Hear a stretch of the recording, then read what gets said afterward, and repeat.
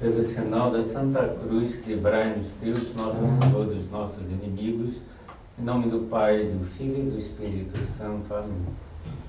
Meu Senhor e meu Deus, creio firmemente que estás aqui, que me vês, que me ouves. Adoro-te com profunda reverência. Peço-te perdão dos meus pecados e graça para fazer com fruto esse tempo de oração. Minha Mãe Imaculada, São José, meu Pai e Senhor, meu anjo da guarda, intercedei por mim.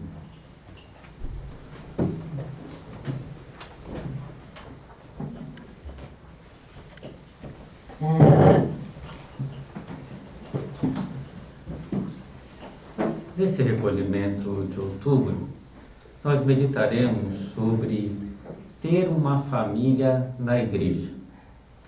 Essa frase pode ser entendida de diversas maneiras. O primeiro significado seria o de ter uma família cristã, ou seja, que a nossa família seja realmente uma família em que se vive os valores cristãos, uma pequena igreja doméstica, onde Deus está presente e é o fundamento do nosso lar. Outro significado dessa frase, ter uma família na igreja, é de compreender que a igreja é a nossa família. Considerar a igreja como a nossa casa, o lar dos verdadeiros filhos de Deus. Ainda há uma outra possibilidade de entender essa frase. Ter uma família na igreja pode ser compreendido como pertencer a uma pequena família, que é uma partezinha dessa grande família da igreja, pertencendo a alguma instituição, a algum movimento da igreja. Vamos considerar todos esses aspectos nesse recolhimento. Mas, para isso, é preciso que compreendamos o que vem a ser uma família e a beleza de termos uma família. Há uma música de igreja que fala exatamente disso. Eu escuto com frequência, porque em Curitiba eu sou capelão de um colégio em que as alunas do segundo e quinto ano praticamente todas as semanas estão cantando essa música. Na sua simplicidade é muito bonita e cativante. O refrão diz: como é bom ter a minha família, como é bom. E depois compara a família com um tesouro escondido no campo, que essa imagem está contida nos evangelhos. E o refrão continua: vale a pena vender tudo mais para poder comprar esse campo que esconde um tesouro, que é puro dom. É o meu ouro, meu céu, minha paz, minha vida, meu lar. E o Papa Francisco, na exortação apostólica Amoris Laetitia, fala precisamente dessa alegria, Laetitia é alegria, de ter uma família, alegria do amor, Amoris Laetitia é alegria do amor, e são palavras do Romano Pontífice. A alegria do amor que se vive nas famílias é também o júbilo da igreja.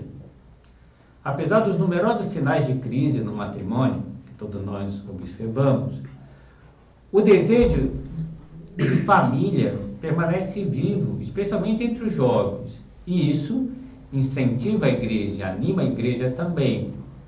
E a família é um tesouro em vários sentidos, por vários motivos. Na família se vive a primeira experiência de comunhão entre as pessoas, e no lar essa comunhão de vida amadurece. Na família se cultiva o amor fraterno, o perdão generoso e sempre renovado, né? Sempre se perdoa nas famílias. Se aprende também a compartilhar muitas coisas. O trabalho doméstico, na família se aprende e se descobre a alegria de servir os demais. Na família se aprende a dar culto a Deus, se experimenta também a comunhão pela oração em comum, pelo oferecimento do dia, pelo oferecimento da própria vida, e que fica claro que há uma missão dada por Deus, que talvez seja a principal missão de cada um de nós, a ser realizada no lar. Na família não há apenas um vínculo de sangue ou genético. Há também um forte vínculo sobrenatural que une os seus membros. Se fala muito na igreja da comunhão dos santos, vamos falar ainda hoje, mas há uma particular comunhão dos santos na família. E há vários exemplos maravilhosos disso na história da igreja. Por exemplo, Santa Mônica, mãe de Santo Agostinho, que com as suas orações e com as suas lágrimas conseguiu a conversão do seu filho. Ou os pais de Santa Teresinha, que conseguiram que não só a filha fosse freira e santa, mas que muitas das suas filhas fossem freiras também. No Opus Dei nós temos exemplo maravilhoso dos pais de São José Maria, mais concretamente da mãe e da irmã de São José Maria, que ajudaram até na obra ter um ar de lar, porque elas ajudavam na administração das primeiras casas do Opus Dei. Então, a igreja é família de famílias e se enriquece com a vida das famílias, que são pequenas igrejas domésticas. E, em virtude do sacramento do matrimônio, cada família se torna um imenso bem para a igreja. Não só para a igreja, para o mundo atual, como é importante que a família esteja bem, para que o mundo esteja bem, porque é na família que se aprende a amar. O Papa Francisco também recordava, em Amoris Laetitia, o fim unitivo do matrimônio, isso é, a união amorosa dos esposos, é um apelo constante a crescer e aprofundar esse amor. Na sua união de amor, os esposos experimentam a beleza da paternidade, da maternidade, que é a participação desse poder criador de Deus. Deus se serve do amor dos nossos pais e dos pais para gerar uma vida nova, a vida de um dos seus filhos. Então, é algo, de certa forma, divino, em que as pessoas participam desse poder criador de Deus. É o amor de Deus quem cria, né, os seus filhos, contando com o amor dos pais, que são um instrumento desse amor maior. E os esposos partilham projetos, ideais, sem dúvida também cansaços, fadigas, preocupações, e aprendem a cuidar um do outro, a perdoar-se mutuamente, e nesse amor se celebram os momentos felizes, e nos momentos difíceis, uns apoiam os outros. Então, na família se vê essa beleza do dom recíproco e gratuito. A alegria da vida que nasce, a amorosa solicitude de todos os seus membros, desde os pequeninos, dos bebês até os idosos. Quantos frutos não dá a família para a igreja? Voltando à música, aquela música que eu já comentei aqui, ela depois diz: até mesmo o céu desejou ser família, para que a família desejasse ser céu. E o Papa João Paulo II insistia muito nessa ideia.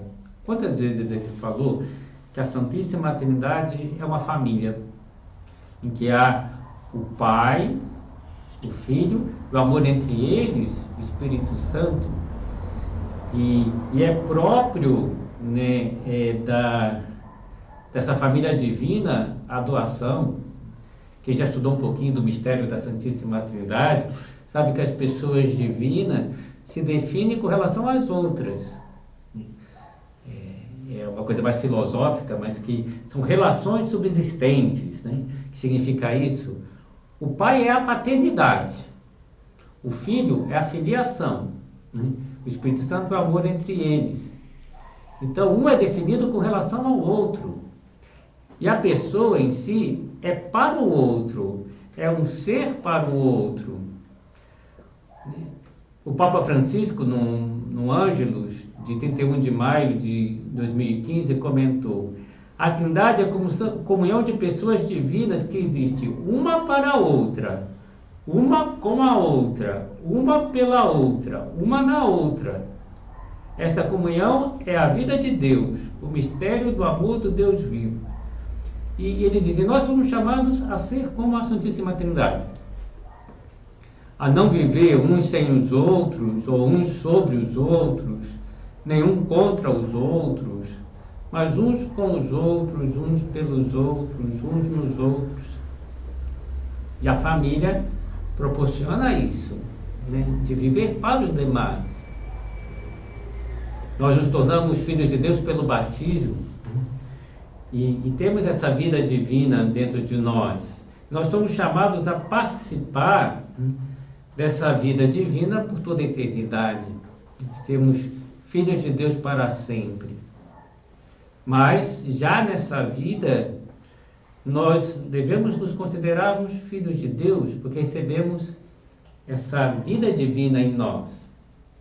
O maior amor, que melhor descreve o amor de Deus, por analogia, é o amor de um pai e de uma mãe, porque é um amor incondicional. E Cristo, quando revela o amor de Deus, revela que Deus é Pai, Pai nosso, e conta a parábola do filho pródigo, em que mostra que é um pai que espera sempre, que acolhe sempre, que está pendente do seu filho, que perdoa tudo, que compreende, que deseja que cada um viva na sua casa. Então, a igreja é essa casa de Deus Pai, e nós somos filhos porque Deus nos gerou para uma vida divina. Por que chamamos o Pai de Pai? Porque Ele nos gera para uma natureza humana. Recebemos a natureza humana dos nossos pais. E Deus nos gera para uma vida divina no batismo. Nós recebemos uma graça que é uma participação da vida divina. Nós temos a vida divina dentro de nós e somos filhos de Deus de fato. Não é simplesmente uma analogia. A nossa alma está repleta de uma vida divina.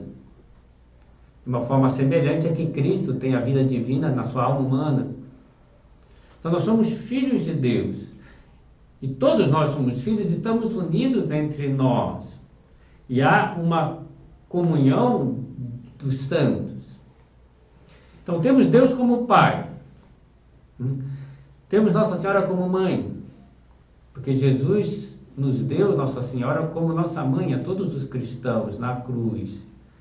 O Papa Francisco diz que na vida espiritual nós temos mãe. E temos uma mãe que é uma mãe de todos nós.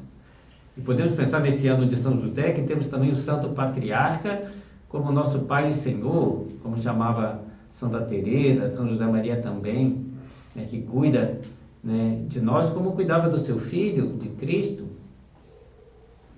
Impressiona muito as palavras do Papa Bento na sua homilia de posse, do início do seu pontificado, porque vemos um homem que se considera fraco, tímido, mas que confia em Deus, e confia nessa comunhão dos santos. E ele dizia nessa homilia: agora nesse momento, fraco servo de Deus que sou, devo assumir uma tarefa enorme, que realmente excede toda a capacidade humana. Seu Papa, né, todo o peso da igreja sobre ele. Como poderei fazê-lo? Como serei capaz de fazê-lo? Todos vós, meus amigos, acabaste de invocar a lista dos santos. É que quando o Papa toma posse, se invoca todos os santos, faz uma ladainha dos santos, invocando a proteção. Representada por alguns grandes nomes da história da relação de Deus com a humanidade.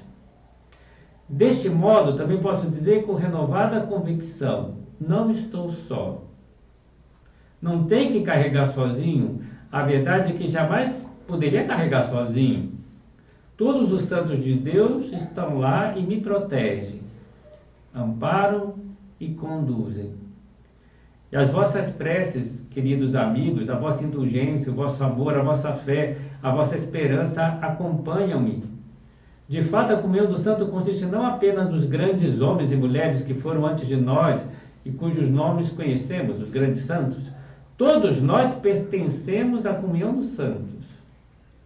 Nós que fomos batizados em nome do Pai, do Filho e do Espírito Santo. Então, uma grande comunhão na igreja. São José Maria gostava de fazer uma analogia, uma comparação, dizia, é como a transfusão de sangue.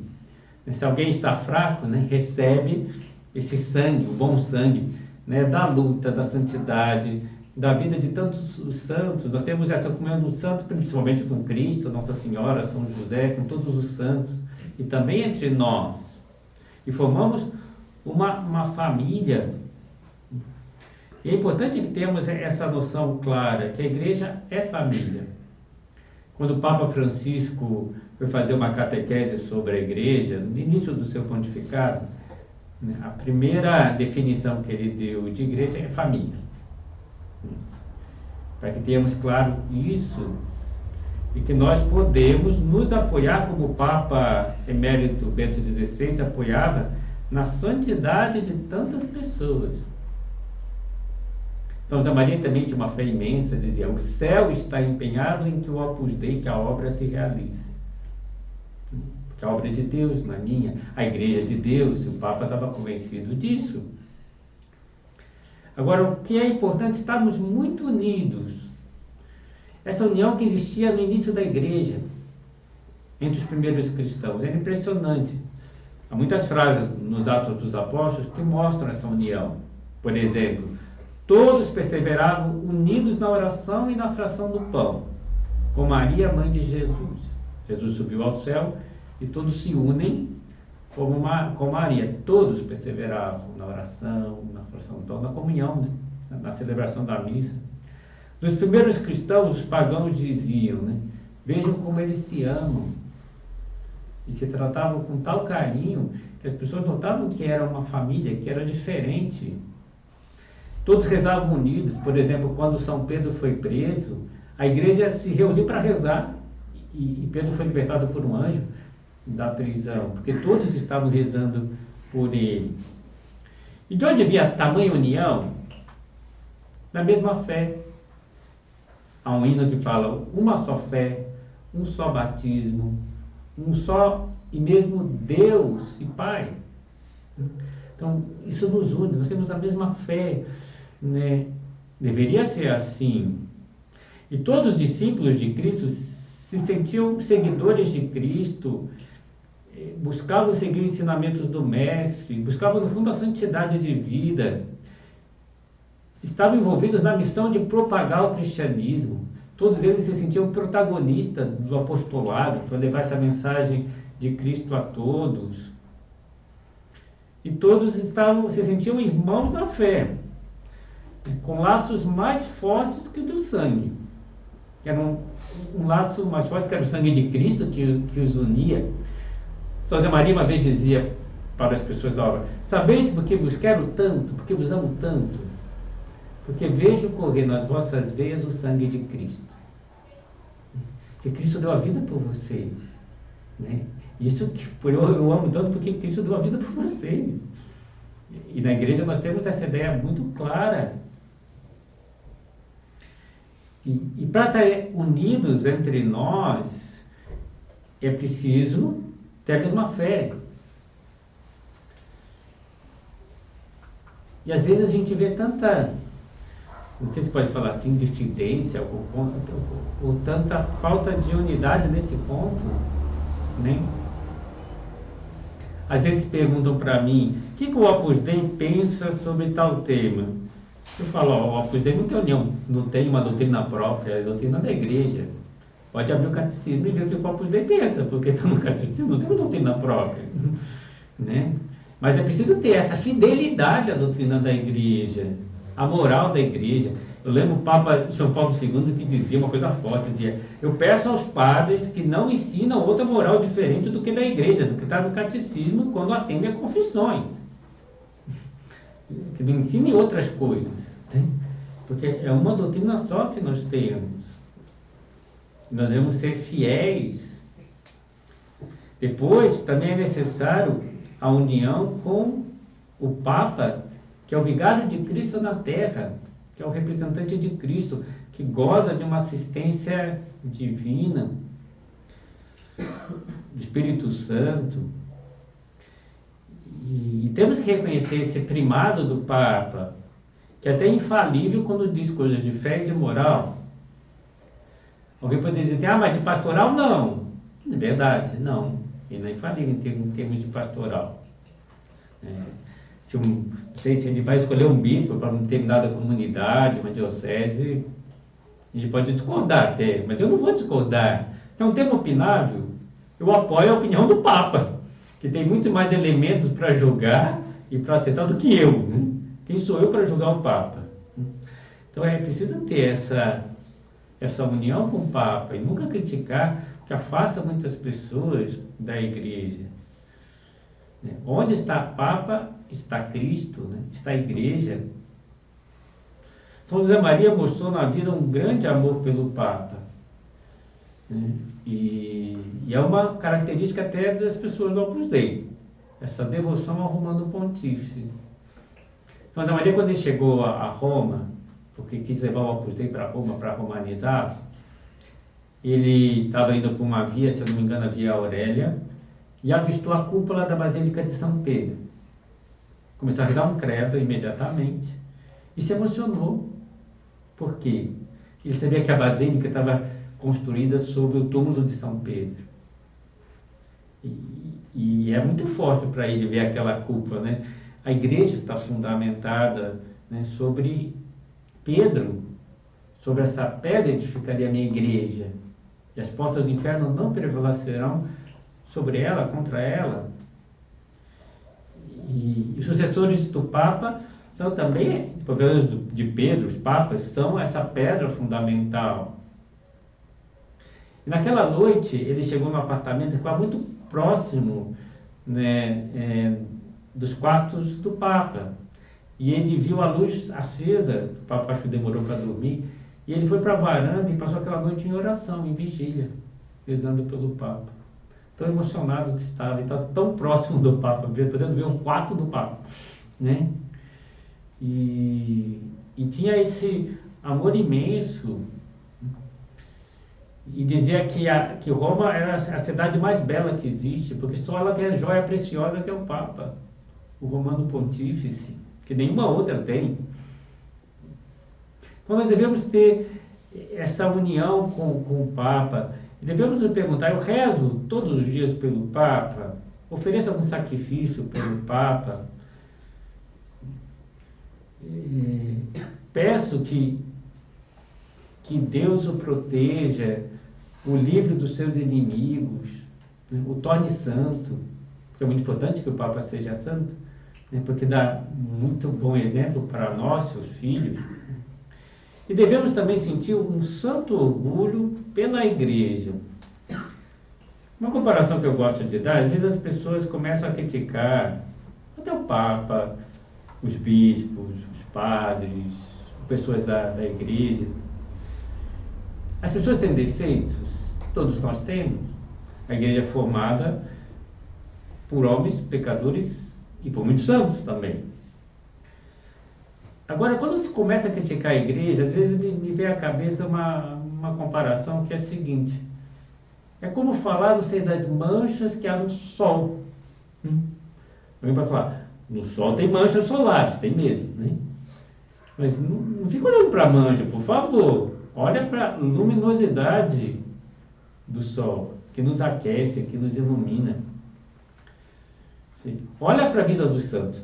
Eu lembro que o Papa Bento XVI dizia que, para ele, pessoalmente, uma das maiores provas da divindade da Igreja era a vida dos santos. Ver o nível, o grau de santidade que chegaram alguns homens, só é possível com a graça de Deus. E essas pessoas seguiram a Cristo, e seguiram a Igreja, e foram tão santos. Pensaram numa Madre Teresa de Calcutá, né? São João Paulo II, São Francisco de Assis, São Bento, São Bernardo, tantos santos, que foram muito santos, que não dá para entender como um homem que é tão miserável, que tem uma natureza tão debilitada, pode chegar tão longe. Isso é uma prova da divindade da Igreja, de certa forma, uma prova viva. Então, tem exemplos maravilhosos. E não só isso, tem tantas coisas para a gente sentir orgulho, né, na Igreja. há uma iniciativa, se eu não me engano, nos Estados Unidos, né, que convida os católicos a voltarem para casa, né? E começa a falar de várias coisas que se fez na igreja. Também hoje há livros sobre isso, né? Tem um livro, se eu não me engano, que o título é Como a Igreja Construiu a Civilização Ocidental, né? Que também é muito bom, né? Mas, né, a universidade surgiu dentro da igreja, e às vezes se fala pouco disso. Quantas obras assistenciais existem pelo mundo afora? Eu lembro uma vez que Fidel Castro queria expulsar os religiosos de Cuba, mas aí parou e pensou bem, porque se expulsasse os religiosos, quem ia cuidar dos hospitais? A maioria era cuidados por freiras, então desistiu, que seria o caos, né? Quantas iniciativas de caridade foram feitas pelo mundo, quantas escolas de cunho cristão, católico. Então devemos sentir um santo orgulho por sermos católicos, por sermos fiéis da Igreja Católica. Não podemos ser pessoas retraídas, como se tivéssemos feito algo de errado ou de condenável, ao contrário. Eu sinto orgulho de ser católico. Às vezes tem plástico que se coloca nos carros, já vi, orgulho de ser católico. E temos que ter orgulho mesmo. Então que nos interroguemos hoje, quanto eu amo a igreja? Quanto eu rezo por ela? Sinto-me parte realmente dessa família que é a igreja? Procuro que a minha pequena comunidade tenha essa noção clara de fazer parte de uma comunidade muito maior, dos santos, de todos os cristãos pelo mundo. Peçamos a Nossa Senhora, Mãe da Igreja, que nos sintamos sempre como a família de Deus.